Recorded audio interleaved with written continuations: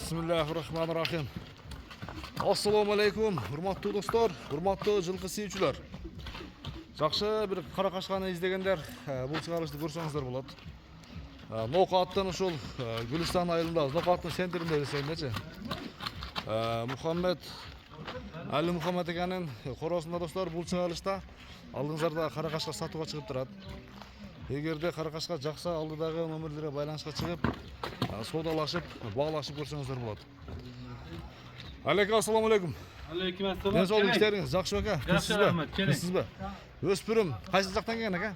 Өспүрүм Россиядан келген. Россиядан келгенби? Россиядан келген.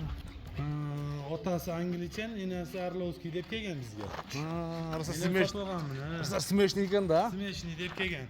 Жаш тууралуу 1 жаш болду. 1 жаш болду ака. Ай шу, айына чейин өзүбүздү кол деле төрөлген. Энеси менен энеси карында келген ба? Мына достор. Бою канча чыгып калат? Şu boyu 1.52'ye çıkıp kata gelen. 52'ye de verin. 1.50'ge жооп тең, а? Ha, yok. 1 жашарга 1.50 өтө жакшы бойда. Ден соолугу жакшыбы алеке? Den soluğu, ceviz içine. Жооп, а? Kulalar görüyorsunuz, kulalar birbirine paralan. Камыш кулак. Ана. Өспүрүм, өртөкен жаныбар.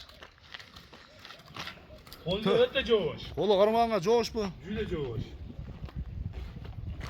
Ден соолугучу, ден соолугу. Den soluğuna coğuş kulak olası. Den soluğu. Taze. Ден соолугу жакшы, 4 фазы. Көкүрөк башында көрүңүздөр. Казыктар, тик туяктар, кара туяктар экен жакшы. Ден соолугу жакшы, а? Кармаганга жоош. Жеби ичинде айып жок. Ayıp çok. Мойну башы узун мына. Секин басып чыккан түз аркасын бир көрөлү, а?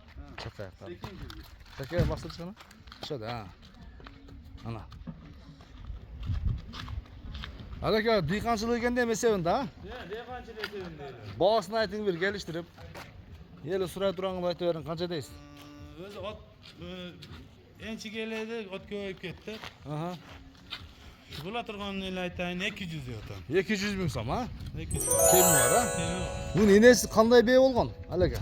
Enesi çoğun biye bolgan. Чоң бээ болгон бу. ha. Сүрөттөрү болсо таштап бересизби сурагандарга? Suratları bolsa taşlayız. Ha?